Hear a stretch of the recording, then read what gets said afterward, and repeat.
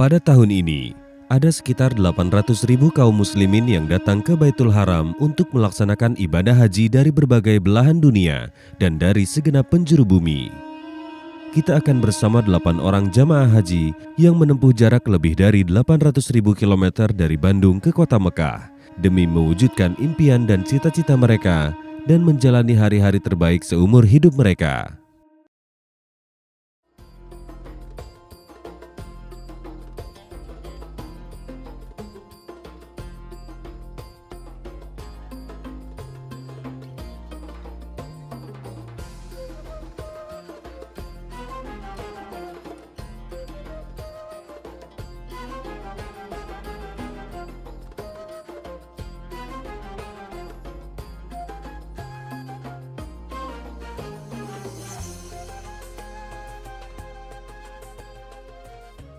Saya selaku orang muslim, yang pertama saya bersyukur kepada Allah Subhanahu wa Ta'ala dijadikan orang muslim. Ternyata di dalam keislaman itu, muslim itu untuk menuju kebahagiaan dunia dan akhirat. Terus kalau melihat dua sisi, kultur bangsa Arab mensikapi Islam, kultur bangsa Indonesia mensikapi Islam, atau mungkin kultur bangsa-bangsa lain mensikapi Islam, tentu pengaruh dari kultur itu ada pandangan-pandangan tersendiri. Tapi secara hakikiah pada intinya akan menuju kepada tujuan yang sama. Begitulah kira-kira dari sisi itu. Jadi di Indonesia harus semangat. Jadi pada umumnya itu manusiawi ya. Kalau di kota Madinah orang semangat beribadah. Di Mekah semangat beribadah. Tapi pulang ke Indonesia ternyata berleha-leha. Itulah yang disebutkan ibadah terdiri dari 3 fase ya. Atau 3 item. Ada ibadah yang mabrur, ibadah yang makbul, ibadah yang mardud. Na'udzubillahi min dzalik. Kalau kita semangat ibadah di kota Mekah, semangat ibadah di kota Madinah, terbawa aromanya, terbawa motivasinya ke Indonesia atau ke negara-negara lain, itulah yang kualitas ibadah yang disebut mabrur oleh Allah Subhanahu wa Ta'ala. Mudah-mudahan kita semua sebagai rekan-rekan semuanya menemukan ibadah yang mabrur, sodakoh yang mabrur, sholat yang mabrur, ibadah yang mabrur, dan ibadah-ibadah yang lain juga mabrur. Itulah tujuan pokok Islam, sehingga orang Islam itu sendiri mampu menemukan Tuhannya itu sendiri. Gitu begitu kira-kira sekilas.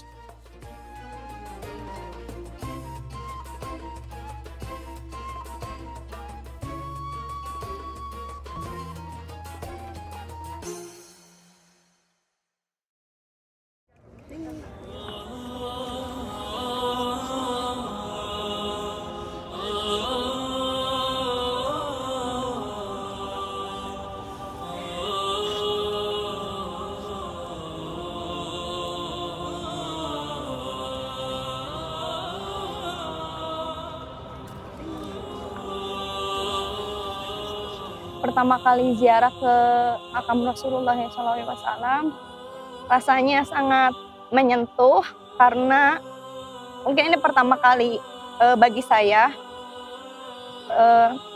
yang biasanya mungkin dari kecil selalu didongengkan tentang nabi-nabi ataupun membaca buku risalah Rasulullah. Sekarang alhamdulillah saya bisa datang ke makam Rasulullah SAW, dan itu membuat perasaan saya sangat terharu dan bersyukur karena walaupun saya tidak bisa bertemu langsung kepada beliau, tapi saya sebagai umat Nabi Rasulullah bisa berkunjung diberikan kesempatan untuk berkunjung ke makam Nabi Muhammad. Bagi saya, walaupun saya belum termasuk ke dalam mengikuti agama Islam dengan benar mungkin, tapi ketika saya bertemu Rasulullah, saya ingin selalu memperbaiki diri yang pertama agar saya bisa menjadi salah satu pengikut Rasulullah yang selalu taat kepada Allah, ingin selalu mengikuti sunnah-sunnah Rasulullah. Dan juga tentunya walaupun saya bukan orang yang sempurna dalam beragama, tapi saya ingin selalu diberikan syafaat Rasulullah untuk saya, keluarga, dan juga umumnya untuk orang-orang Islam. Masya Allah, tadi saya berada di Raudhah, perasaan saya luar biasa campur aduk. Saya hanya bisa menangis, dan menangis. Setelah sholat, saya berdoa. Yang keluar hanya air mata. Saya tidak tahu harus berkata apa, tetapi yang pasti saya menyampaikan salam kepada Rasulullah. Saya menyampaikan salam-salam yang dititipkan oleh teman-teman dan kerabat saya untuk beliau. Dan saya juga berdoa untuk diri saya. Saya tadi di Raudhah berdoa kepada Allah, semoga syafaat Rasulullah yang terakhir untuk umatnya bisa diberikan kepada saya, suami saya, anak saya, keturunan saya, dan umat Islam seluruh dunia ini. Supaya saya berserta keluarga saya, keturunan saya, dan umat Islam seluruh ini selamat dari siksa api neraka.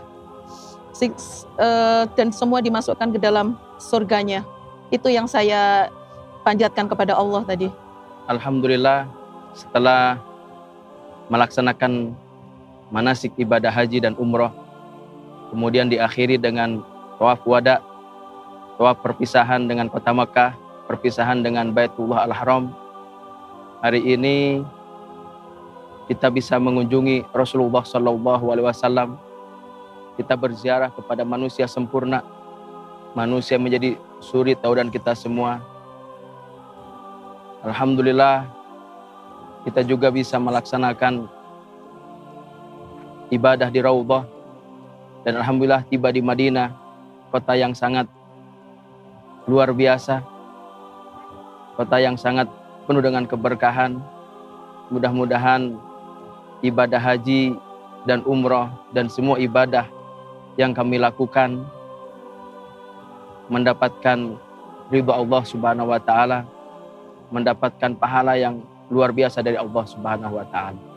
Saya berangkat dari rumah sama istri, sama nggak tahu dengan siapa-siapa. Itu saya bertemu dengan Nakasbu. Nakasbu nolongin saya karena Nakasbu sayang kepada saya. Saya terus dipanggil sama Kasbu, ya saya turutin aja. Mau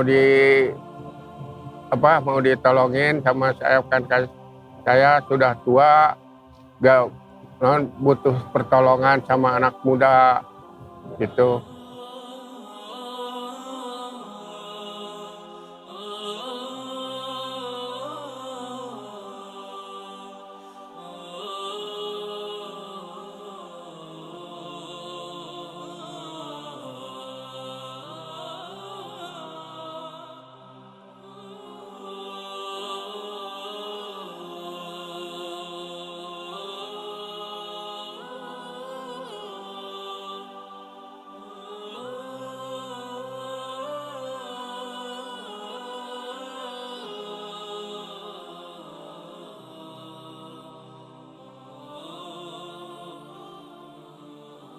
Alhamdulillah, tiba di Madinah, kota Rasulullah SAW, kota yang sangat indah, kota yang sangat luar biasa, kota yang sangat dicintai.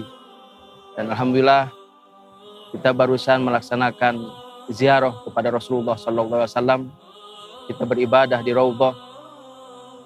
Alhamdulillah dengan mudah, dengan pelayanan yang sangat luar biasa, orang-orang yang sangat mulia.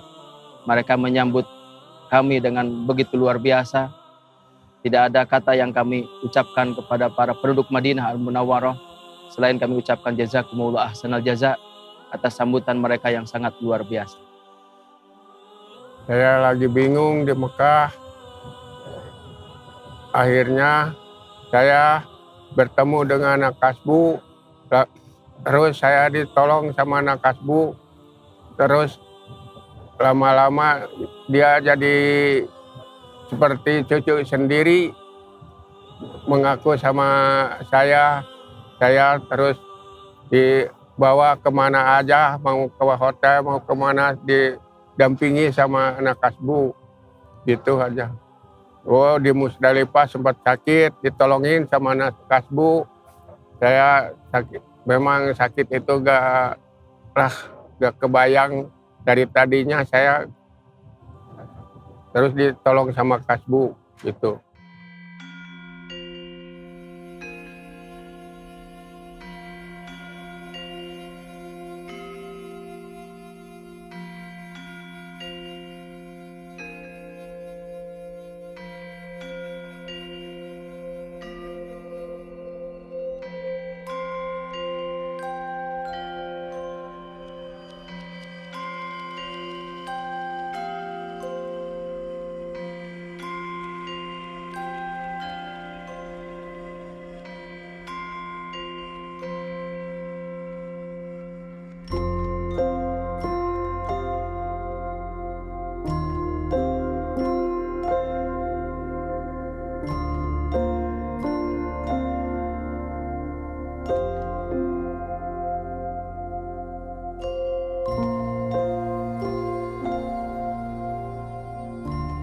Banyak sekali momen yang menjadi suka duka atau senang, bahagia, tapi juga terkadang merasa sedih dan tidak nyaman ketika kita menjadi pembimbing ibadah haji.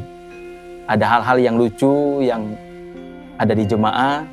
Salah satu contohnya misalkan jemaah tiba-tiba bilang kepada kita, kenapa di Madinah ini sholat subuhnya 3 rakaat? Padahal ternyata itu bukan 3 rakaat. Karena biasanya terkadang pada hari Jum'ah di Madinah ini imam membaca surah sajdah atau surah sajdah, maka makmum menjadi ikut sujud. Dianjurkan untuk sujud tilawah. Nah, terkadang jemaah yang tidak paham mengira itu adalah 3 rakaat. Ada juga jemaah yang setiap ketemu dengan orang, dia cium tangan, dia bersalaman.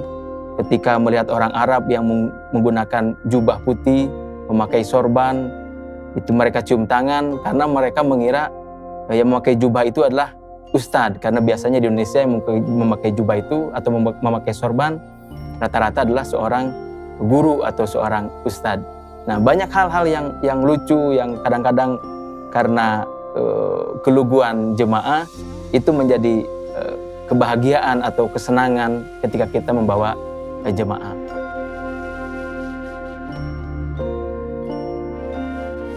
Untuk kegiatan-kegiatan di Tanah Suci nanti, sebagaimana mestinya, doa-doa yang dimohonkan kepada Allah Subhanahu wa Ta'ala tentu doa-doa yang sudah disunahkan oleh Rasulullah Shallallahu Alaihi Wasallam.